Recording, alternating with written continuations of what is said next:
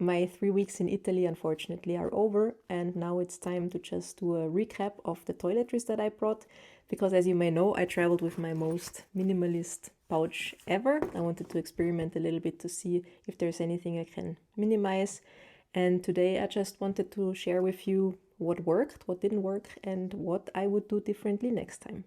And in today's video, I mainly wanted to talk about the consumables. So I brought obviously a few more things like a hairbrush and nail care tools.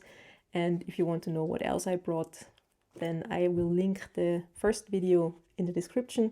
But those things are pretty much dialed in. So today I just want to talk about the consumables. So the things that I brought with me is a sunscreen for the face, and my plan was that I would also use it on my arms if really necessary, because it was end of October, beginning of November. I brought some face cream for the night, which already has the retinol inside. I brought some antiperspirant that I refilled into this spray bottle. I brought some toothpaste. I brought a 3-in-1 bar to wash my face and my body and also my hair.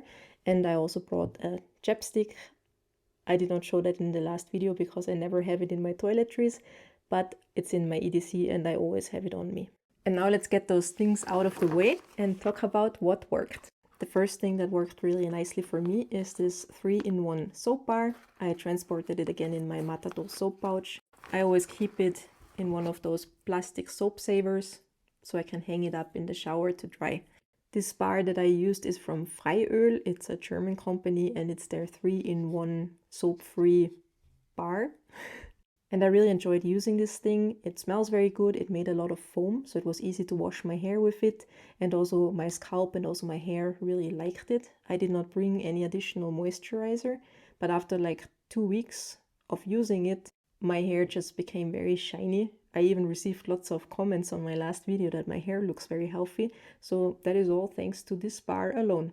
The only downside that I found is that this uses up very quickly. So it's a 90 grams bar and now I only have 15 grams left. If I calculate that, one bar would last me around 3.5 weeks maybe.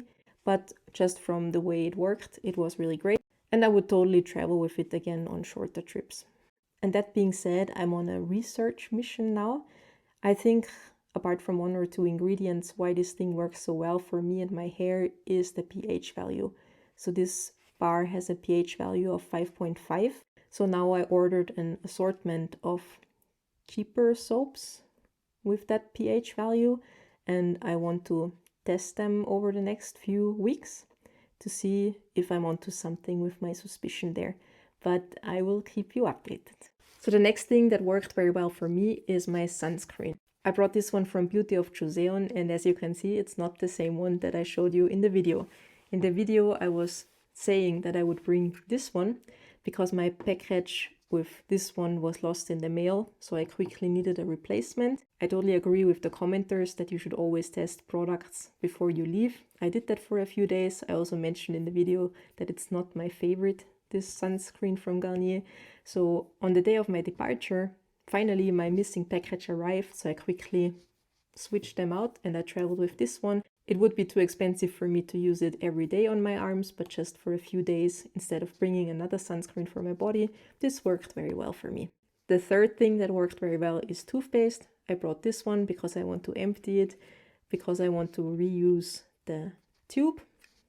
I did not have any problems with the cap flipping open, and some people wanted to know how I clean this tube. And yes, it's quite a procedure because toothpaste is not easy to get out.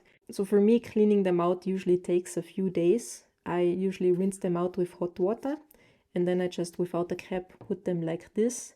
And then all the toothpaste starts to slowly run down and then I can just clear it off. So I repeat this of rinsing and letting it rest like this for a few days. And then in the end, I use a Q-tip to just really scrape out the rest that is sometimes stuck in there, and that actually works quite well for me. But as I said, it takes a few days. Now let's move on to the things that didn't work that well, and the first one would be my antiperspirant. I use this one called Perspirex. So it's very strong, and I always say I'm sure it's not the healthiest, but it's what I prefer to use for me. And for this trip, I refilled it into a spray bottle because it is really quite fluid. That worked okay-ish, but I noticed over time that the spray worked less and less well, so I assume there is some kind of buildup happening inside. The second thing that did not work too well for me was this face cream for the night that already had the retinol inside. I refilled it in this toothpaste tube. I did not enjoy using this 2-in-1 product too much because for me it was just so much less versatile than my usual setup. And this brings me now to the things that I would do different next time. So next time, instead of bringing this combination product, I think I personally just prefer to travel with a retinol and a cheaper moisturizer separately. I think I'm gonna repurchase the one from CosRX again because it works very well for my skin, and also the tube is very travel friendly. And then I just combine it with a cheap moisturizer that I pick up anywhere on the road. I'm really not that picky about that. And the little tube of retinol usually lasts me 2 to 3 months. So I think the system that I usually have is much more versatile. It's easier to replenish on the road, but it also gives me more options, I think. So just as an example, my hands got rather dry for a few days, and usually I would just use the cheap moisturizer as a hand cream and I'm fine.